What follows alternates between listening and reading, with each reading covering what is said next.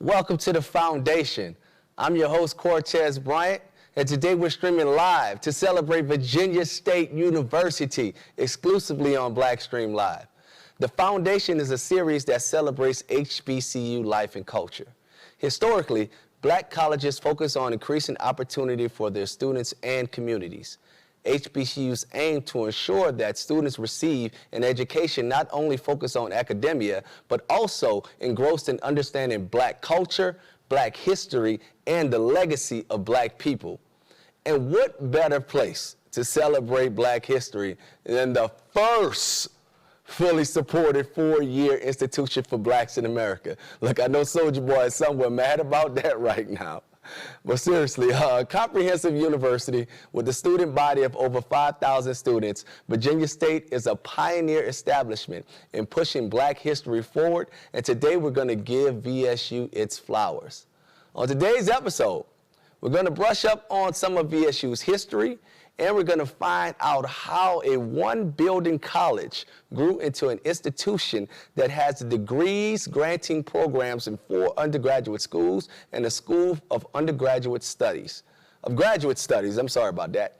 Then, we're going to check out my favorite segment, the marching band, and see if the Trojan explosion lives up to all the commotion.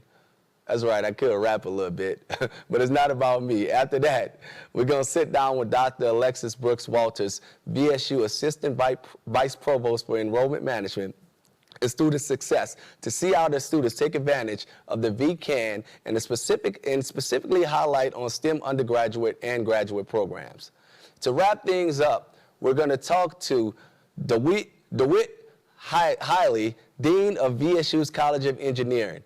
He's going to help explain how their STEM program aims to inspire the new generation of Black students to thrive in science, tech, engineering, and math, with a brief focal point on the College of Natural and Health Sciences. The foundation is presented by Ford. Ford is showcasing advancements in tech and lifestyle with its new lineup of electric vehicles. Let's ride together to an electrified future.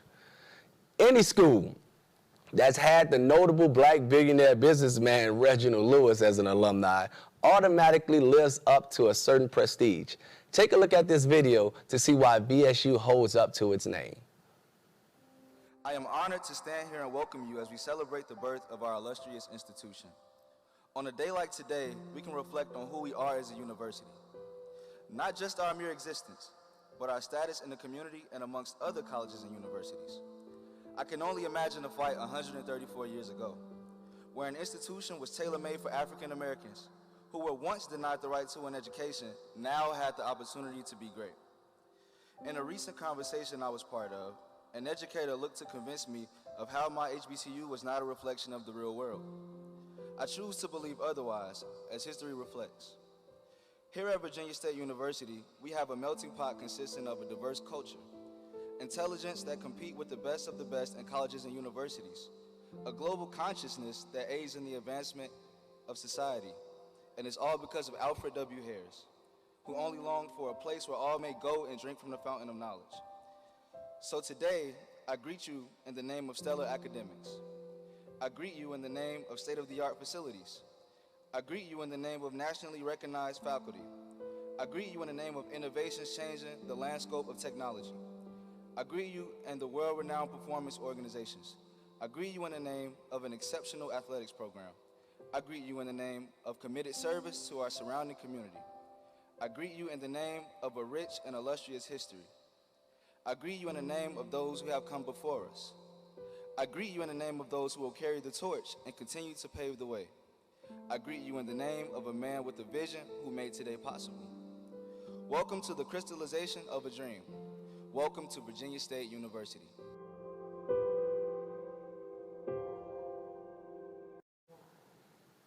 That was amazing right there. Black heritage encompasses valued organizations and cultural traditions. Take a look at this clip to see some of the historical highlights Virginia State has contributed to that heritage.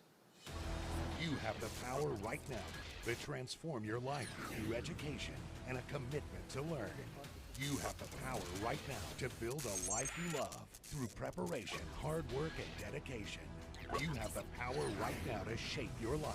No matter how hard it's been, you can always begin again. Do something that your future self will thank you for. Come to Virginia State University, a transformative experience.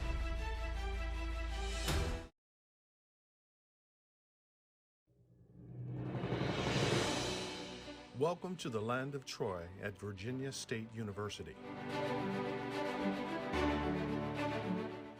Virginia State University is located on 235 acres in Chesterfield County, Virginia.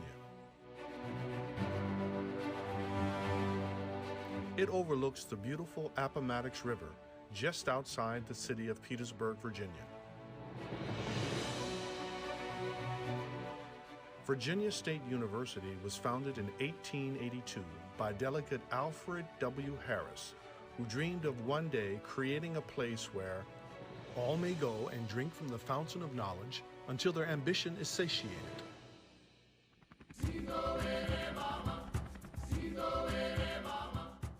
In 2016, Dr. Makola M. Abdullah became the 14th president of Virginia State University.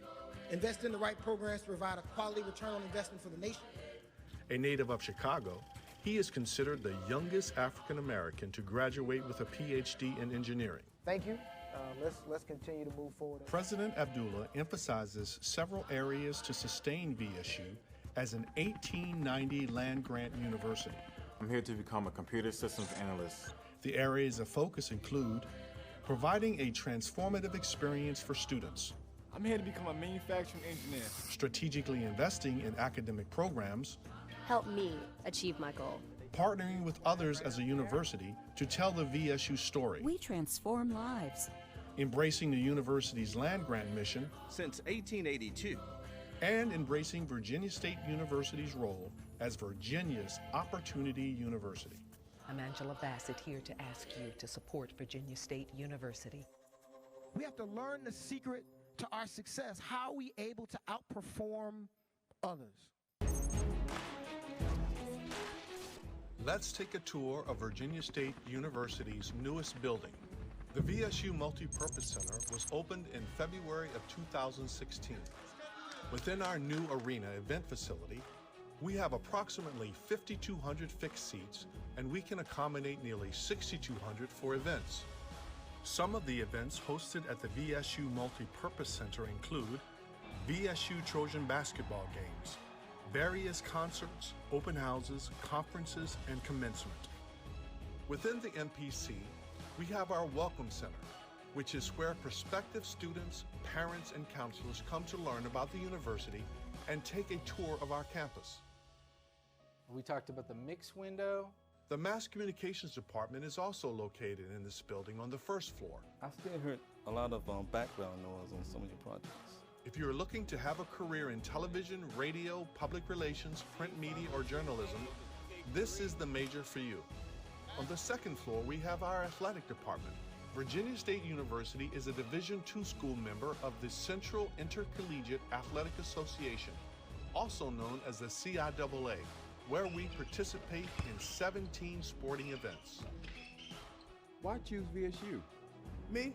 I'll be honest, it's the woo-woos. We travel across campus to Daniel Gymnasium, home to our students who major in health, physical education, and recreation. And I was in college athletics for 16 months. For those students who like to stay in shape, VSU offers a wellness center, weight room, and a swimming pool. For our students who are interested in dance as a minor, Wow, VSU has so much to offer. And like they said in the video, it was founded in 1882 as the Virginia Normal and College Institute after a state legislature passed a bill which chartered the university. VSU was established to serve the needs of a population that was at that time excluded from other public institutions in Virginia. Having grown from a single building college on a 33-acre campus in 1883, Virginia State currently sits on 236 acres and enrolls nearly 5,000 students. Committed to the preparation of a diverse population through the academic advancement programs and services, VSU aspires to prepare students to serve their communities and competitive leaders and ethical professionals. I caught up earlier today with the president, Makola M. Abdullah, just to talk about VSU's history and a bunch of other great things, man. It was definitely an insightful conversation. Let's take a look at this video. So, we have the honor of having Virginia State University's president, Dr. Makola M. Abdullah, on the show today. Please welcome to the show, brother. How you doing? I'm good. Thank you so much for having me. I appreciate it. Nah, that's amazing, man. Thanks for coming. You know, it's an honor to be covering Virginia State and its rich history as an HBCU. I want to jump into it and kind of find out how long you've been president of the university. What was your role actually from your start to president? Well, I tell you, I've been at Virginia State now almost 6 years. It doesn't seem that long. It's been an incredible ride, an incredible journey. I love Virginia State, but my entire career has been at HBCUs. And so before Virginia State, I was at Bethune-Cookman. Before that, I was at Florida Memorial. Before that, I was at Florida A&M. I was at Florida A&M for 15 years. And so really? I have a lot of love for our HBCUs. And my kids go to HBCUs. My relatives go to HBCUs. Man, look, I am all in on our schools, brother. That's amazing. That is definitely amazing. And at those other HBCUs, what roles did you hold? Like those 15 years at FAM? Because I didn't know that. Yeah, so I went to Howard. So I got my undergraduate degree from Howard. Man, look, I'm gonna give you my whole HBCU story, right? So I went to Howard. My mom went to Howard. My aunt went to Howard. My wife went to Tuskegee. She got a master's and Ph.D. at Florida A&M University. My sister went to Fisk. My other sister went to Dillard. My brother-in-law went to Tennessee State. My three-in-laws went to Florida A&M University. My son took classes at Bethune-Cookman before transferring to Morehouse, getting his degree from Morehouse. Now he's at Morehouse School of Medicine. My daughter went to Hampton, then transferred to Virginia State, and now working on her master's at Virginia State University. My wife is the interim dean of arts and sciences at Virginia Union University, and I am the president of Virginia State University. But to answer your question directly, I was a vice president and provost at Florida Memorial and at Bethune-Cookman. And at FAMU, I was a professor and a dean at FAMU. I built my career as an academic at Florida A&M. Yeah. That's amazing, man. And for you to run that off so perfectly with every family member, everything they do, we know that y'all bleed HBCU. That was crazy. Okay, so let's get to the school. Let's talk about some of the things that's going on. Okay, so the university's land grant mission. What compelled you to ensure that you embraced that during your term? Well, I tell you, man, look, I learned and became more familiar with the land grant mission when I was at Florida A&M. And one of the things that excited me about the job at Virginia State is that we're a proud land grant institution, sharing that role with 1890 with 19 other institutions across 18 states, including Tuskegee, Alabama A&M, Delaware State, University of Maryland, Eastern Shore, North Carolina A&T, Tennessee State University, Kentucky State University, Lincoln, Langston, and others. I didn't get them all, Alcorn State, Southern. When I miss one, I'm gonna be in trouble, right? With those schools to provide quality education, research, and extension in ag, right? So founded to be those schools that provided education to the common man, if you will. And we're excited to be land grant institutions and do that work today. Yeah. That's amazing. That's amazing. So how has VSU's roles as Virginia's Opportunity University lead to its overall success? Man, look, I think that our HBCUs and Virginia State University in particular plays a unique role in that we have always been about solving the nation's problems before the nation even knows that it has a problem. And when you look at Virginia State, being the institution that was founded in 1882 to provide quality degrees to sons and daughters of former enslaved Africans, right? So now that's a big deal, the idea that all schools want to provide a level of diversity for Black students. But in 1882, that wasn't true. But it was true at Virginia State. We were providing that education. Similarly, the first woman to graduate with a collegiate degree in Virginia graduated from Virginia State University. State-sponsored institutions were not co-ed in 1885 and 1882. The first institution to have men and women in the same classroom to get a collegiate degree was at Virginia State University. When you look at the idea of providing opportunities for young people to go into STEM, low-income students, or underrepresented students, Virginia State University has been doing that, again, for 140 years, and all of our HBCUs have. And so when you look at the challenges that exist going forward that we're talking about today, HBCUs have scaled those already. We are America's opportunity universities, right? And Virginia State is Virginia's opportunity university because we're committed to making sure we provide access to everybody. That makes sense, man. That's so well said. It's so well versed in the things that you're doing. And speaking of that, something that's near and dear to my heart is kind of bridging the gap, you know, and I've heard that, you know, there's, you know, you decide to establish partnership with the local public schools where VSU students tutor students in mathematics and reading amongst other subjects. Why was that so important for you? Man, I think it's important that we remain a citizen of the community, right? We are a part of the community. We are of the community. And to be honest, there's so much of a connection between the school district in Chesterfield County and in Petersburg, Virginia, with Virginia State, that there was no way we couldn't do this kind of work. It was going to happen anyway. And shout out to my Dean of Education, Dr. Willis Walter, the wonderful students in the College of Education, but all of the faculty staff at Virginia State University for really being committed to our young people and committed to our school district. Dr. Peter Martin, I'm sorry, go ahead. No, go ahead. I was just gonna say Dr. Peter Martin, who's the superintendent of Petersburg, she's just really good people. And I'm glad that we continue to work well with her to make sure we can do the best by our kids. I think that's amazing, man. Like exposure matters. So these kids know, you know, they have a place to go and, you know, getting them excitement. I think that I'm definitely a firm believer in, you know, my education pathway, you know, based off how I was raised, you know, that exposure to understanding that there was that opportunity and there was a place for me and a chance for me to grow to that was super important. So I commend you guys for building that pipeline and reaching back down to make sure these kids know they could get to the college level.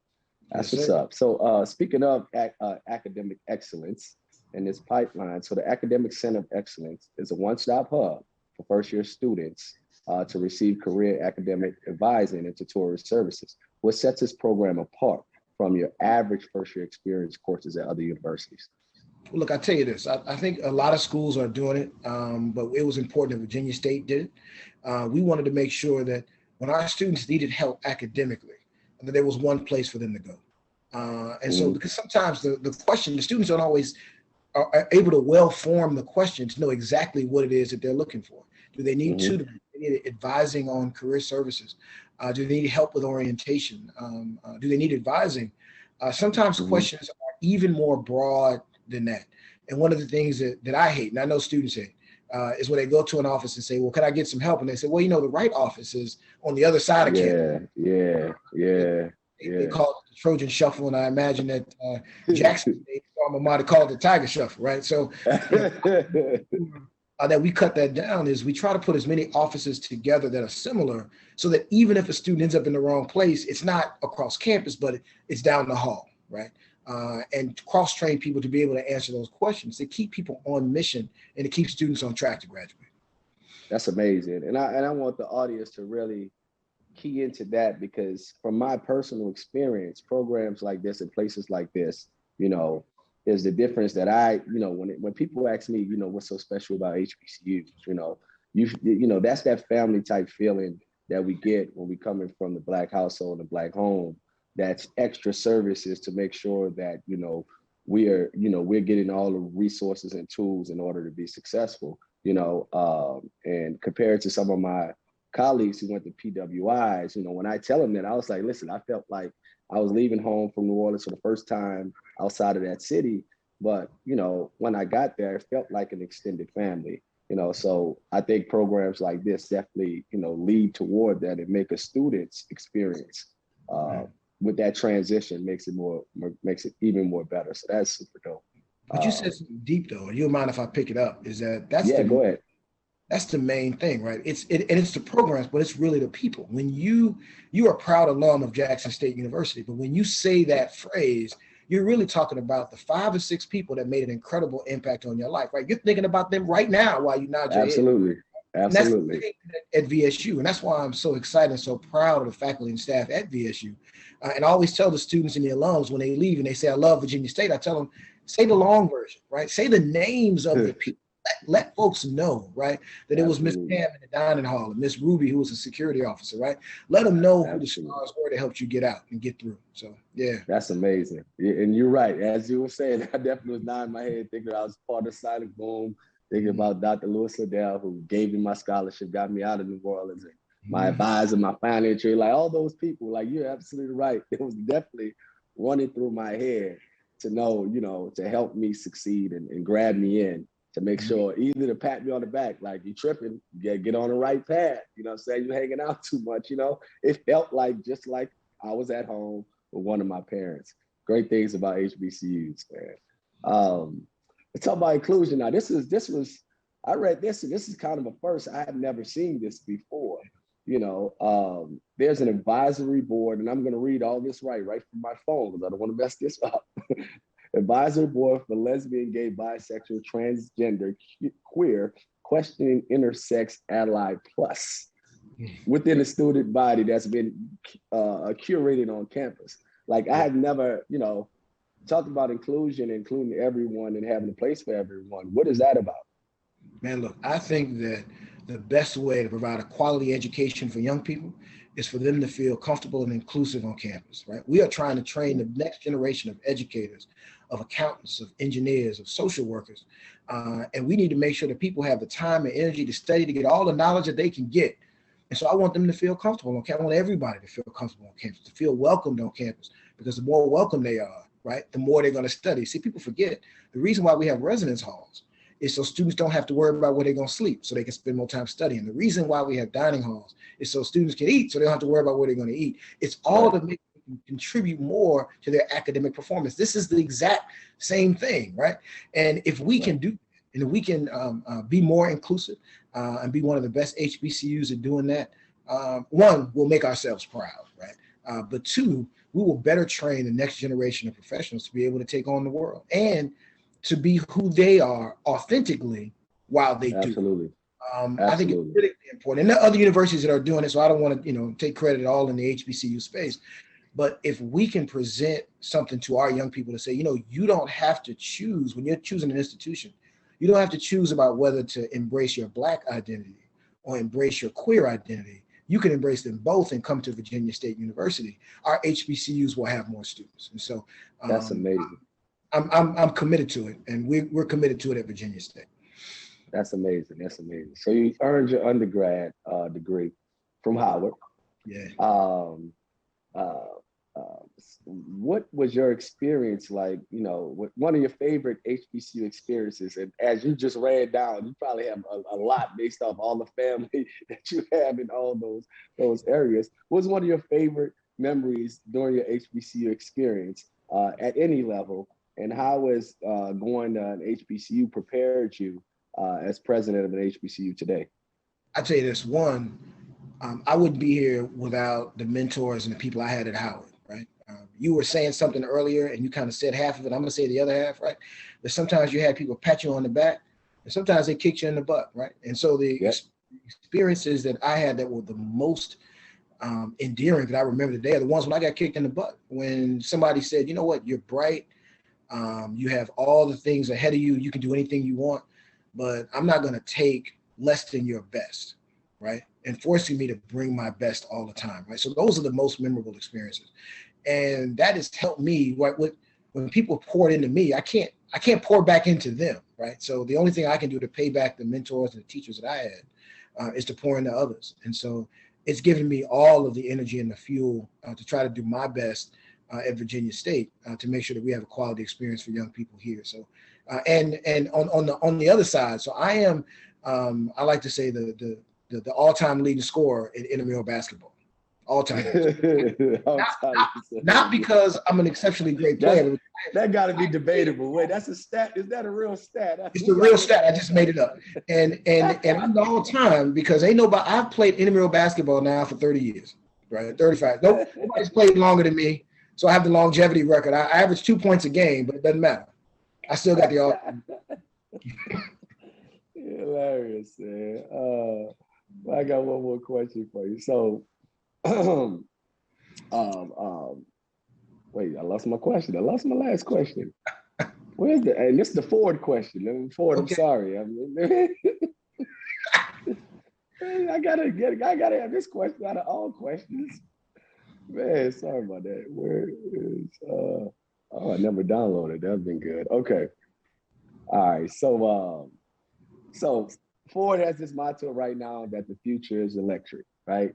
So they would like to know, what are a few ways you contribute to sustaining the planet and improving your carbon footprint in your everyday life? So here's the thing. Look, one, my wife is an environmental scientist, and so we are always talking about it. She is making sure that in our house and that we are practicing things to make our planet better. But we believe, just as Ford does, that the future is electric. We both drive electric cars. We believe in doing what we can to help sustain the environment, to help make the world a better place, because that's what we owe. That's what we owe the kids of the future, right? It's not just that we teach them, that we provide them a quality education, but we got to leave the planet better than when we took it. And that's critically important. So we believe in that. And if I didn't say that, my wife would be on me every day. That's amazing, man. Well, President Abdullah, I really appreciate your time. Really enjoyed the conversation. Good luck with everything that you got going on at Virginia State. Thank you for coming on the show. Thank you, my friend. All right, brother. Take it easy. You too. Man, it was a lot of laughs earlier today with President Abdullah. It's what I love about this show. I think that, as much as it's an honor to highlight, all these HBCUs and everything that's great that's going on, I'm learning so much at the same time, and it's been incredible. And it's been a lot of those laughing moments throughout the series. So now we're gonna get to the segment that I like. I'm a whole band head. I think that if you watch any episodes, you'll know that. HBCU marching bands are a staple in Black culture. Let's take a look at this video to see how Virginia State's Trojan Explosion earned its status as one of the most celebrated ensembles of young musicians. Orange and blue, the Virginia State University marching Trojans do this.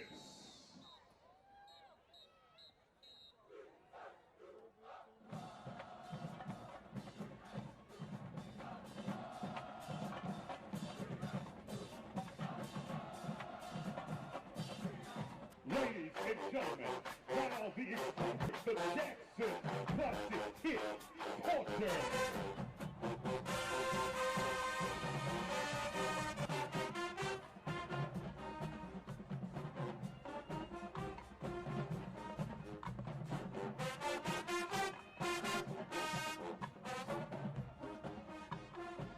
On the 45-yard line, we feature our twirler, Troy Elegance.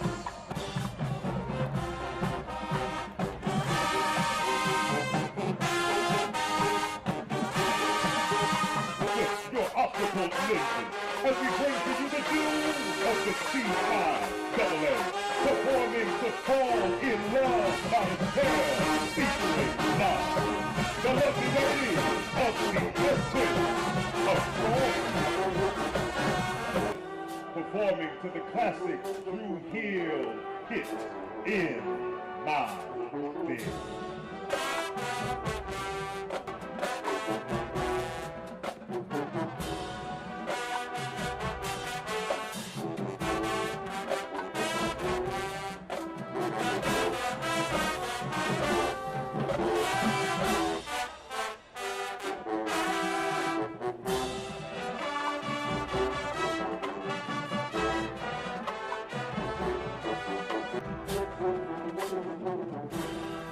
Give it up for the Satin Fever.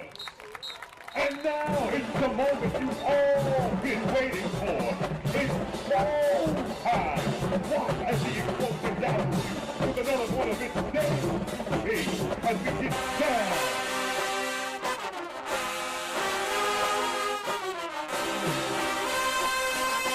It's the place where music soothes the soul. Thank you.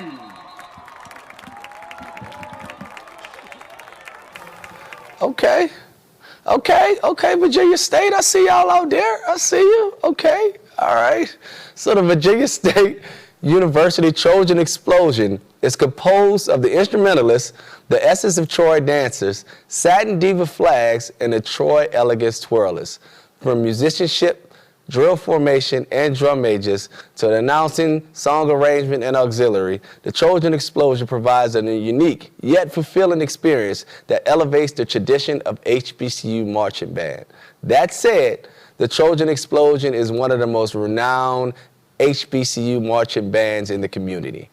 Here to discuss what makes the Trojan Explosion a unique experience is Mr. James Holden, Virginia State Director of Bands and Music Programs. Welcome, Mr. Holden.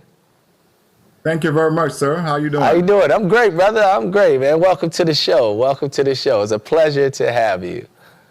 Yes, sir. D I love. D I love. Yes, sir. Yes, sir. I was going to definitely get into that because I saw your history and the roots is right there in Jackson, Mississippi. That's amazing. Before we go there, talk about, when did you take the helm, take over the helm at VSU's marching band? Well, I first came on board in 1984 with Harold J. Holden, who decided to leave Jackson State, and I decided to follow him at Virginia State in 1984. Oh, wow. Okay. And so we've been here ever since that time period. Wow. We had 17 band members when we came to Virginia State University. And in 1903, the band had 17 members. Wow. Wow. Y'all really changed the program around. Yeah, man.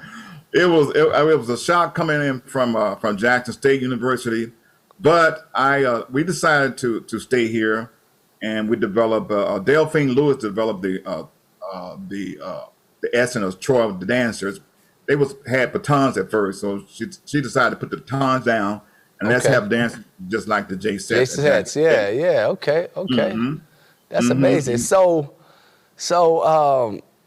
I mean, we talk about, as a member of the Sonic Boom, way after the 1990s, 97, when I got in the band, you hear about the legend of Harold Holden. I didn't know that, you was there, you left with him. So you marched in the band. Also, who'd you march underneath in the Boom? I'm one of the original Boomers now. Are you serious? Yeah, I'm the original Boomers. Yeah, like Holly and Dolly Robinson, them? Yeah, Prof Davis. Prof Davis, all of them. I'm the original Boomer. Oh, wow. 1971. 71. Mm-hmm. Oh, wow. That's amazing. Harold Holden was my band director. He was your band director. You just, wow. And you followed him over to Virginia State. That's amazing, man. I got to ask some of my friends that I know your tool is probably Roderick Johnson. He was percussion. I don't know if you remember Rod Johnson. He was KK Psy, percussion. He's probably 82, 83. Them years right before you left there. Yes, got to ask about you. I got a lot of older. I'm also KK Psy, so a lot of them older brothers. Okay. Giving me those stories from the Holden days, you know what I'm saying, and reliving. So that's amazing. So when Holden left, you basically just took over the torch, because I know he was the head over there for all those years, right? So he just passed down the torch, and now you've been at the helm. It went to Dr. Mark Phillips. Okay. And then from Mark Phillips, it came down to me in 2013. Oh, okay, great, okay. All right, that's what's up. I want to spend a segment on the Boom. Let's get to Virginia State, man. It's definitely a pleasure. No, it's a pleasure and honor, because definitely the marching band shaped my life and taught me so many things in my professional career. So this is always a privilege to meet some of the pioneers, because all those things I've learned as a discipline and leadership and the camaraderie working together, those are the skill sets that I literally had to go into the real world, you know what I'm saying? So I tell everybody all day, what the marching band did for me in my life was incredible, and it's a family that, we still have to this day. It's so important.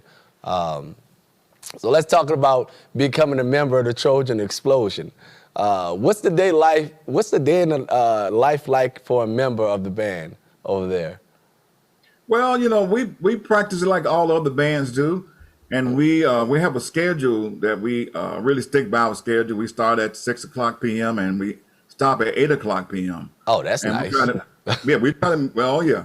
Oh, yeah. We don't go all night long. I'm not a person like 10, 11 o'clock at nighttime. Yeah. You know, these kids have to study. Yeah. At one time, we used to practice at 3 o'clock and we stopped at 6.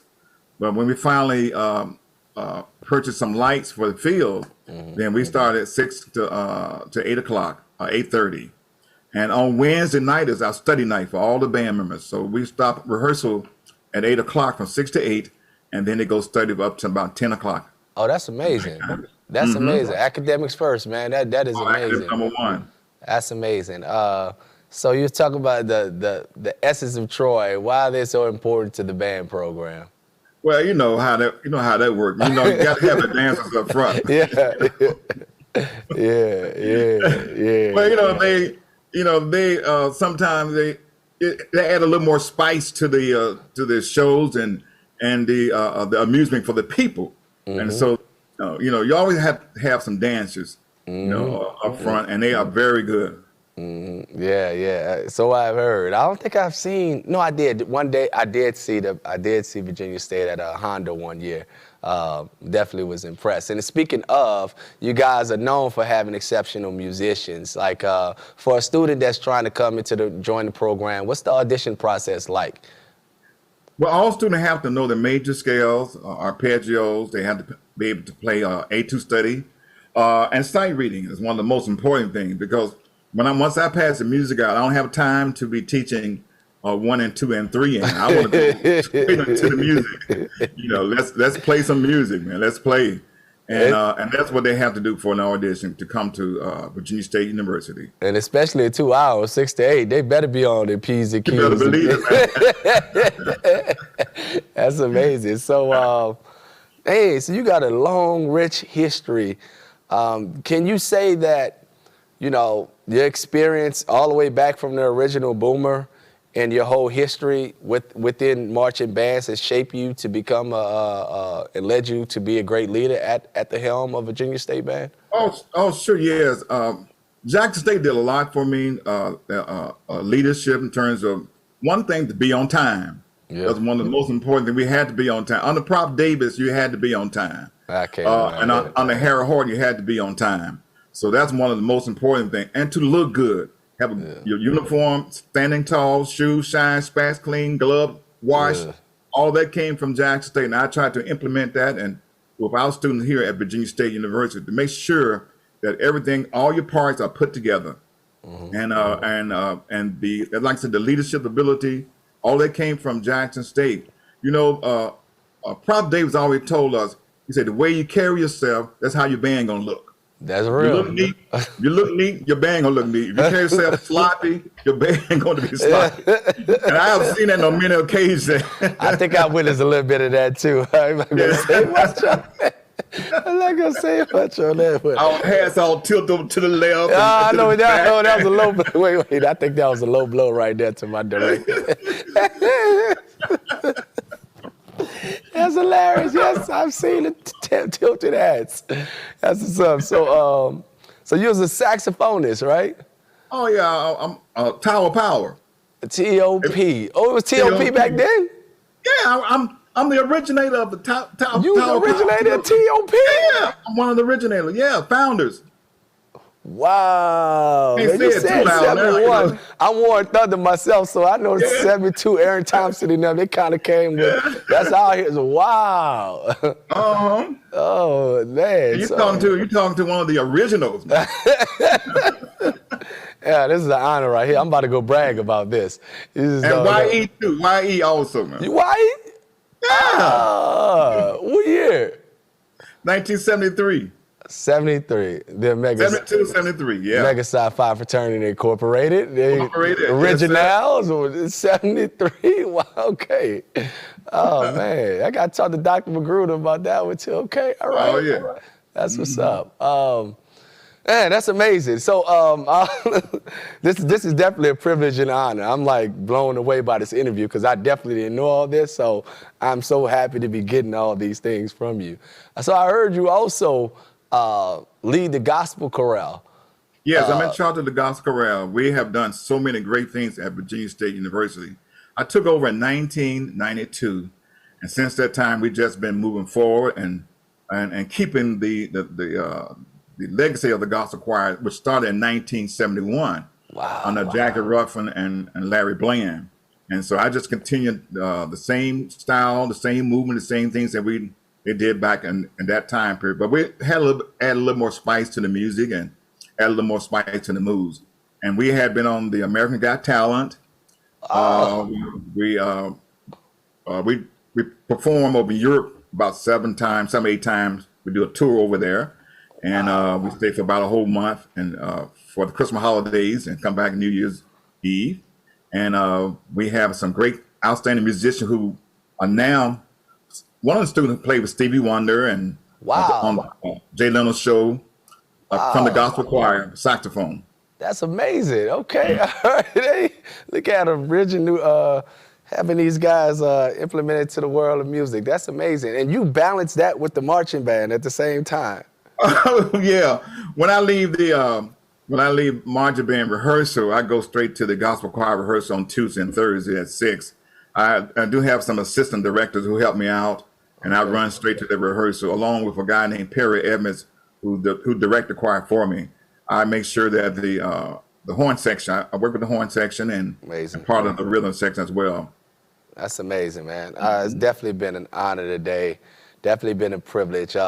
Just ask you one last question. So this show we got is sponsored by Ford, right? And they got this new motto that the future is electric. And Ford would like to know, what are a few ways you contribute to sustaining the planet and improving your carbon footprint in your everyday life? Well, one of the things that I try to do is that it's real simple. Put your paper in the garbage can. True, that's it. Put paper in the garbage, man. Don't There it is, right there. Wait, you can't get no simpler than that, America. No. That's it. That's trash in the garbage, man. You good to go, man. That's amazing, man. I mean, listen, Mr. Holden, listen, I appreciate this. I can't wait to go brag to all my Jack State Sonic Boom alumni that I was able to talk to you. Thank you for coming on the show, man. Please have a good evening. Thank you so much, sir. Thank you, too. All righty. Okay. Oh, man, that was, okay. I mean, we might talk a little bit too much about Jackson State, but listen, all these programs are great, but that, you know, it's a lot of history with these HBCUs, and that kind of showed right there when you're talking about, you know, he was able to prolong his career and transition to Virginia State and doing all the great things there. But that foundation that's built in HBCUs, this man was there before I was thought about, you know, but, you know, the connection based off of the same program that we marched for, you know, was just electrifying and was just real, you know, and that's the beauty about HBCUs and the programs that we have there and sort of the traditions and the lifelong relationships that we grow. So let me get to this next segment. Now, Virginia State's VCAN initiative builds upon the mission of the National College Access Network, which is to build, strengthen, and empower communities committed to college access and success, especially for those who are underrepresented in post-secondary education. We're going to specifically highlight how VSU students aid and succeed in success initiatives are benefiting their STEM undergraduate and graduate studies. New at noon, Virginia State University has received $1 million to invest in the training of the next generation of STEM teachers. The school is part of a nationwide initiative called HBCU Teach. It's a new way to recruit undergraduate science, technology, engineering, and math majors to historically black colleges and universities. VSU is one of the first HBCUs in the country to implement this program. Students will be able to receive their secondary teaching certificates while still completing a STEM major without costing them extra money or any extra semesters at school. That's amazing. That's amazing right there. Okay. We're back. So Virginia State houses undergraduate programs that prepare students to become professionals who adapt to societal change, are lifelong learners and understand the economic impact of innovation. All of the disciplines within the program amongst the school feature a depth not only in tech and engineering, but in medical research and advancements in health, business, agriculture, amongst those that are on the campus. Here to discuss in more detail VSU's abilities to further prepare their students is Dr. Alexis Brooks-Walter, VSU Assistant Vice Provost for Enrollment Management and Student Success. Welcome, Dr. Brooks-Walter. How are you doing this evening? Good evening. Glad to be here. Well, thank you. Well, thank you. Well, thank you for coming on. And I just want to start. Can you tell us what your role entails as the Vice Provost for Enrollment Management and Student Success? Absolutely. So as the Vice Provost of Enrollment Management, this includes the ACE Center, which you talked about with Dr. Abdullah, so the Academic Center for Excellence, which includes student success initiatives, academic advisement, strategic learning or tutoring, academic coaching. We also include in this area financial aid. One of the important things about an education is being able to fund that. And so financial aid is a key component of enrollment management, as well as certainly getting in. So admissions. So admissions, undergrad, grad, and transfer admissions are all under my division. That's amazing. So yeah, all those things Dr. Abdullah and I was talking about, that makes everything wonderful and an easy transition for students. That's great. So can you elaborate on what exactly is VCAN and what are some student advantages students could take by joining at VSU? Sure. So VCAN is a new initiative. It's Virginia College Access Network. It was funded by the Commonwealth about 2 years ago. And it really embodies the Opportunity University of Virginia State. It allows students that are Pell eligible, that live 25 miles radius within the campus, to attend the university for free. So free tuition and fees, and they also can live on campus for free if they choose to.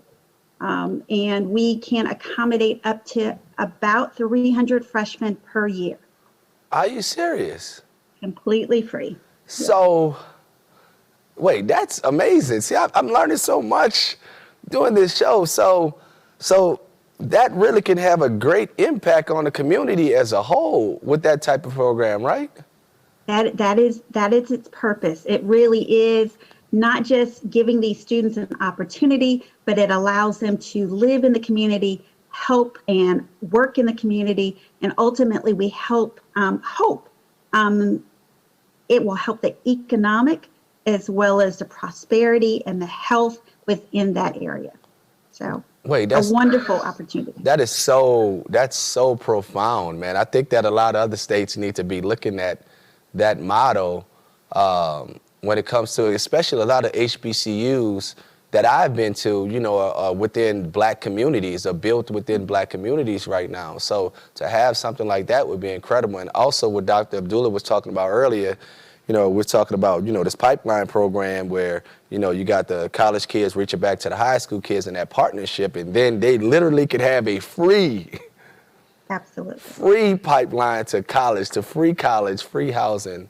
Like, other states, like, wake up. Like, I didn't even know this exists. They have, like, people, I think that some of these other state institutions, you know, we might need to be looking at this model and trying to figure this out, because that's incredible. Wow. Yeah. Okay, I'm just in awe. I'm just in awe right now, because I didn't know. So, you know, we're talking a lot about STEM, you know, the STEM majors and students, and I know you have great programs at Virginia State. Is there specific support that you give these students underneath your department? Absolutely. So in all of our programs, including the You Teach program and the HBCU Teach, as well as VCAN, there are numerous opportunities for students to succeed. One of the first things we do is have living learning communities. Living learning communities allow students that have similar interests to live together within campus. It allows them to develop friendships and support groups and study groups, and so they live together and have 2 to 3 classes together. So this year we have a computer engineering living learning community. We have an education living learning community. We have a medical scholars living learning community. We have several of them across campus.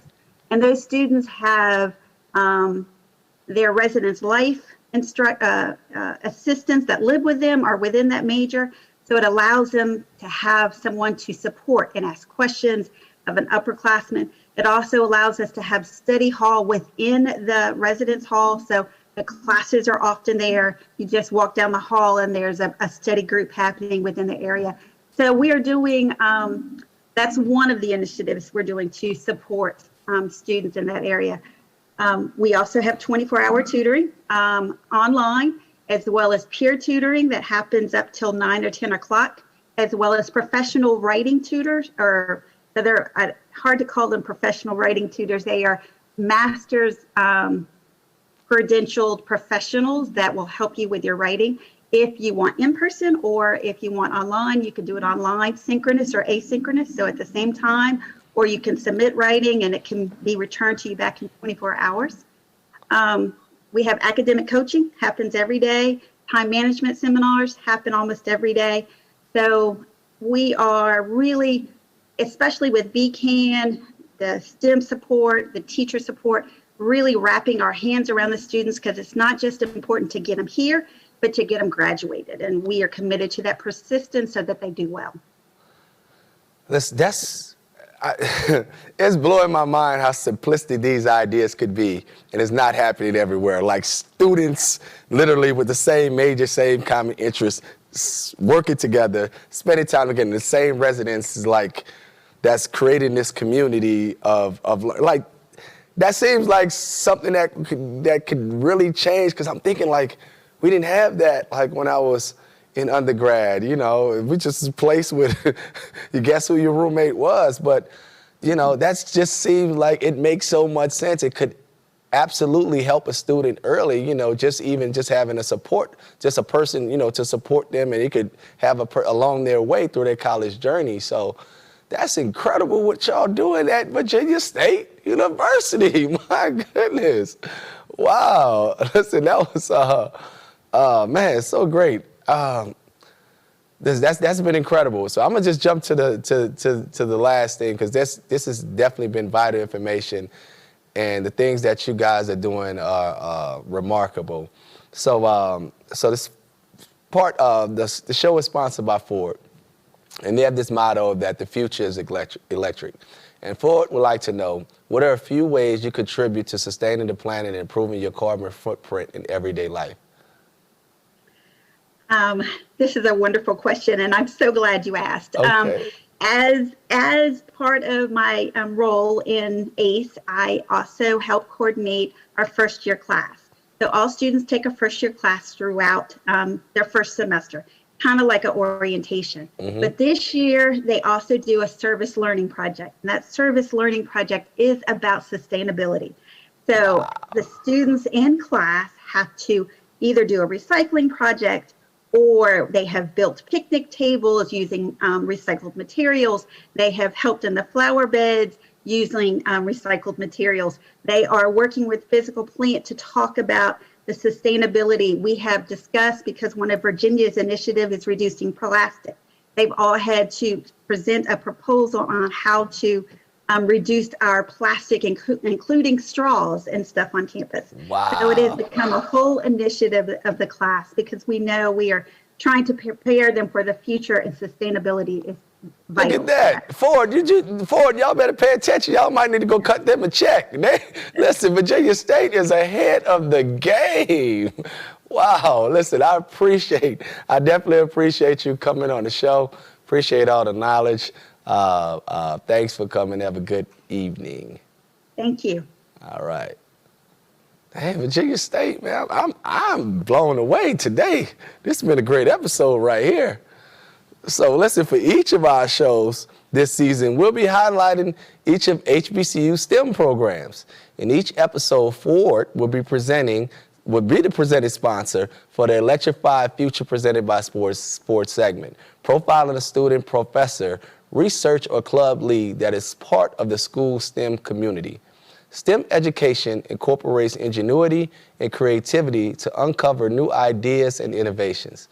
This next clip will give you an idea of how VSU's STEM program is preparing for the next generation of innovators. Greeting VSU students, faculty, staff, and supporters. I'm Dr. Dawit Haile, Dean of the College of Engineering and Technology. The College of Engineering and Technology serves as the keystone in preparing students to be the next generation of global leaders in the field of computer science, engineering technology, mathematics, and economics. Our programs provide the fundamental knowledge and scholastic fortitude to propel students to their desired ambitions. However, we cannot do this without your help. Join the excitement on June 17, 2021 for Virginia State University's first All-In for State Day of Giving. The College of Engineering and Technology aims to raise funds to continue implementing priorities for our shared vision around the pillars of collaborative and stimulative learning, innovation, research, integrated leadership, and community outreach. Funds received on the Day of Giving will support our computer science, computer engineering, manufacturing engineering, electrical and electronics engineering technology, information logistics technology, mechanical engineering technology, economics, and mathematics programs. The mission of our college is to provide quality undergraduate and graduate education and to produce graduates who are well prepared to practice in their field of study and or to pursue advanced education. The impact your gift makes on Virginia State students is invaluable.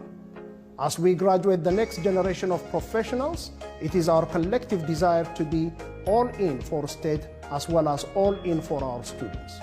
No matter how big or small, every donation makes a difference in the lives of every Trojans studying at Virginia State University. So join us on June 17th with a gift to the College of Engineering and Technology during the Day of Giving. Are you all in for state? We sincerely hope so.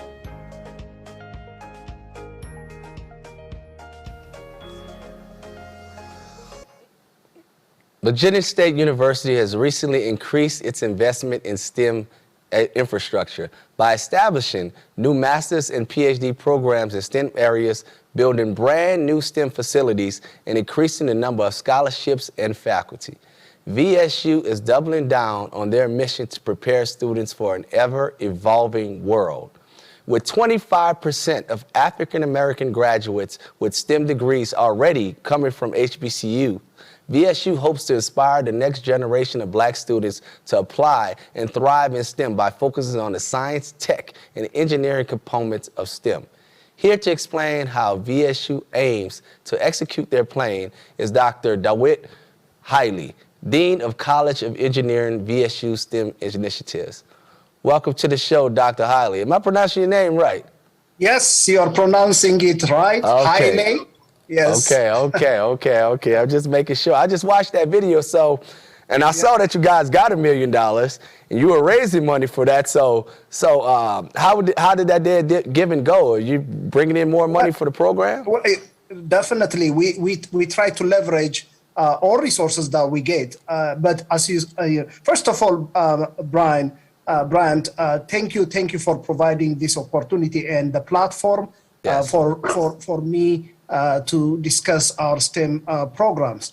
The $1 million that you mentioned is money that need to go into programs because we are, as you know, chronically underfunded. We needed to have the resources to educate our students. But just to say a few things about the program that we have, the STEM programs actually are situated or fall in two different colleges. One is the College of Engineering and Technology, the one that you described. The other one is the College of Natural and Health Sciences.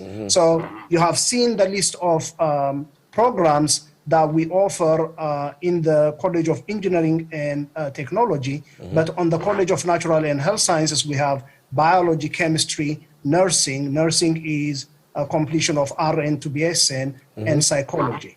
And in combination between the two colleges, we have 18 degree programs. 18. 18 degree programs, ranging from bachelor all the way to PhD level.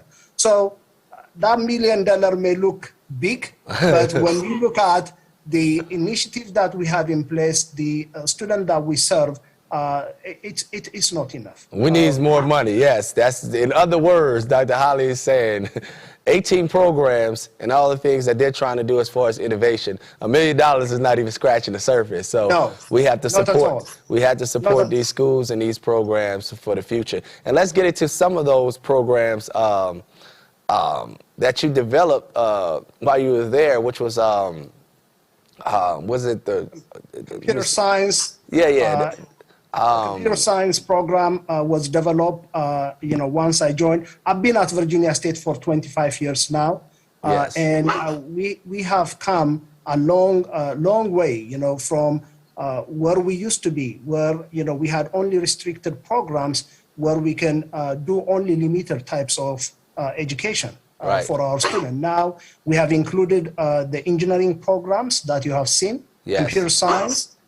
And we do have also the other STEM programs. Now, what really makes us distinct, first of all computer science, engineering technology programs are ABET accredited. I heard you saying that HBCUs collectively are producing 25% of the STEM graduate. Now look at the HBCUs that have ABET accredited engineering and computer science program. There are only 15. Wow. We are one of the 15. Now, so when you look at the percentage of these 15 ABET accredited engineering programs over the nation, they constitute probably what? Less than 2% of the engineering schools. But we produce more than 20% of the African American engineering graduates of this nation. Wow, so of the nation.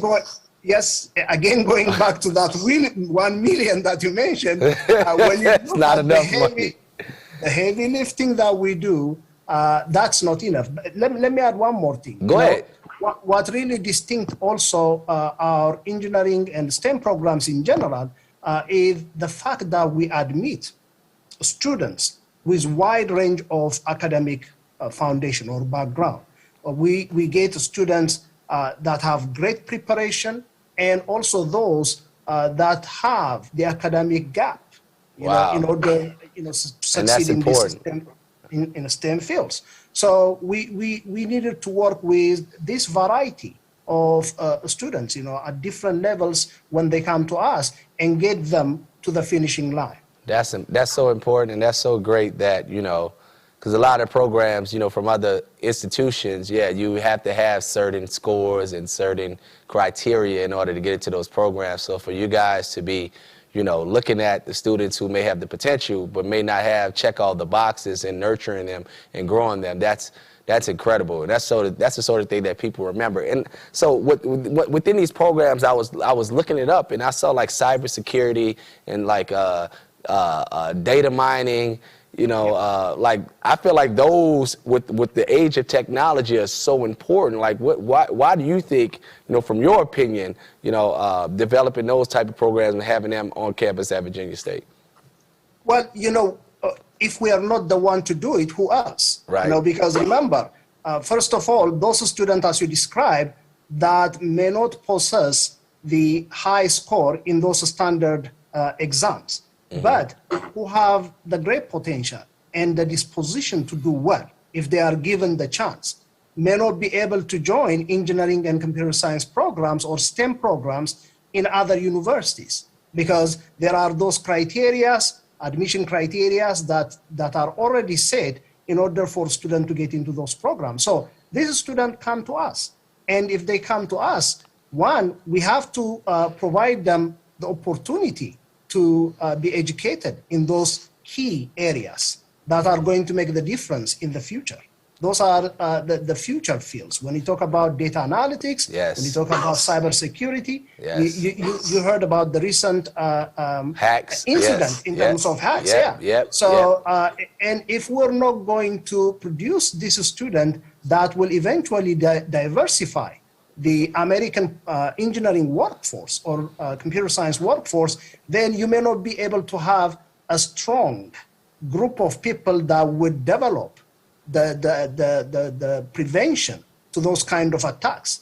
You know, if you are relying only on the same set of people that have been in the profession for long, yes, then you don't have the diversity of thought, the diversity of thinking, the diversity of different ways to look at things. So that is the contribution that these HBCUs, I know you are a proud graduate of JSU, yes, Jackson State.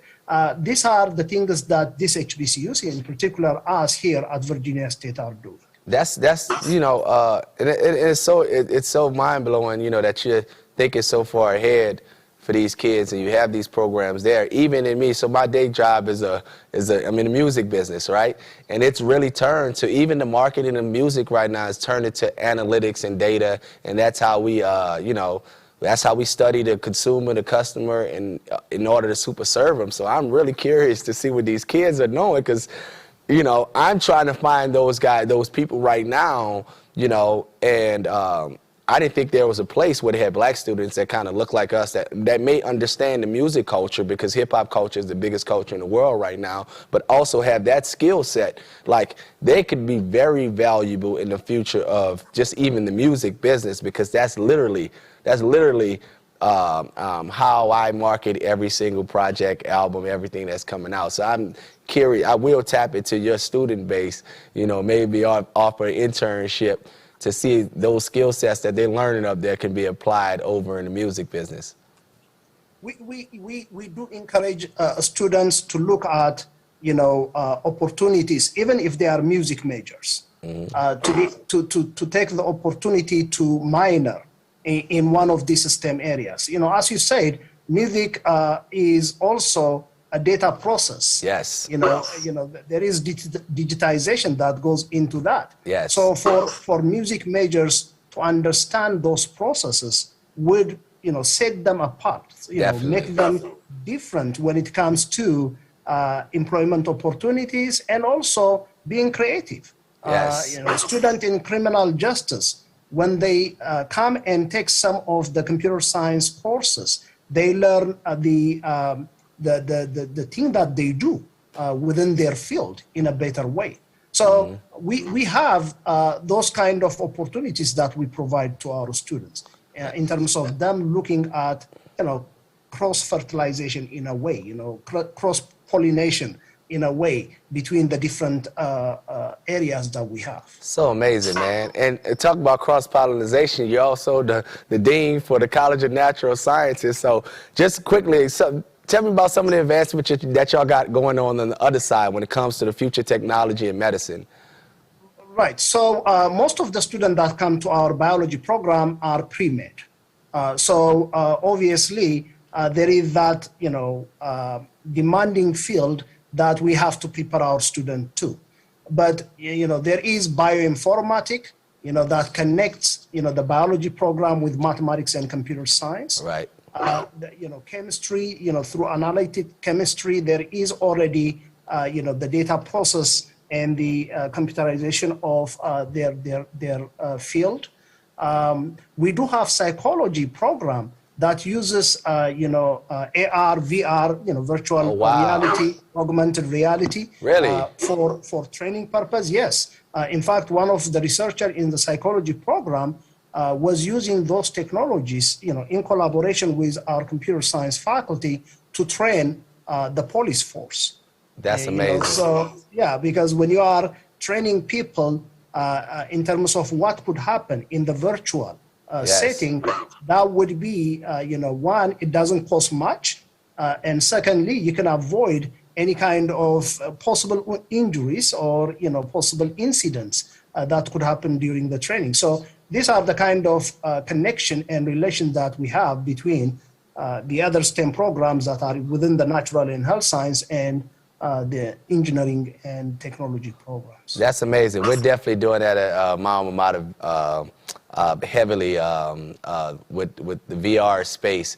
implementing that with the engineering majors or the, like you said, the pre-med majors that may have to go dissect a cadaver, you know, all into virtual reality. So we got a great guy over at Jackson State who's trying to build that program as we speak. Man, you guys are so forward. This is amazing. Like, this is like, I've been blown away by all the things that's going on at Virginia State. It's definitely been amazing. I'm not going to hold it up too long. I'm going to ask you this last question. You know, the show is being presented by Ford, and they have this motto now, the future is electric. And Ford would like to know, what are a few ways you contribute to sustaining the planet and improving your carbon footprint in your everyday life? So I would sort of enhance what Dr. Alexis said right before me, Dr. Brooks Walters said before me. Since we are in the engineering and technology field, obviously climate justice is an important element within the education that we provide to our students. And as you also know, most of the impact that climate caused happened in this marginalized community, marginalized segment of the community. So for our students, for these minority students to learn, to be aware of some of the impacts that the new technology, the renewable energy technology provide, and also for them academically to engage, not only to be aware, but in the production, whether it is electric car or solar energy or wind energy, that is going to be the key, because they are the one, to take care of this planet in the future. So we contribute through the education that we provide to our students. That's amazing.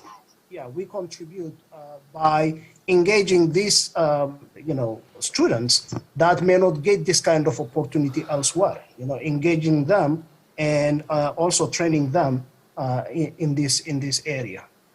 I think Ford need to see all these answers and come write you a big check, because you guys are definitely on the cutting edge, not on the cutting edge, already thinking toward the future of not only training these next black students, but getting them prepared for the future of this world, man. And Dr. Haile, I thank you for coming on. It's definitely been great to have you. Definitely been great to, learn all this information and everything that you guys are doing right now. I hope that your viewers out there are taking heed to what Virginia State is doing, because, Lord have mercy, I think this has probably been one of my best shows where I've been knocked out of the park.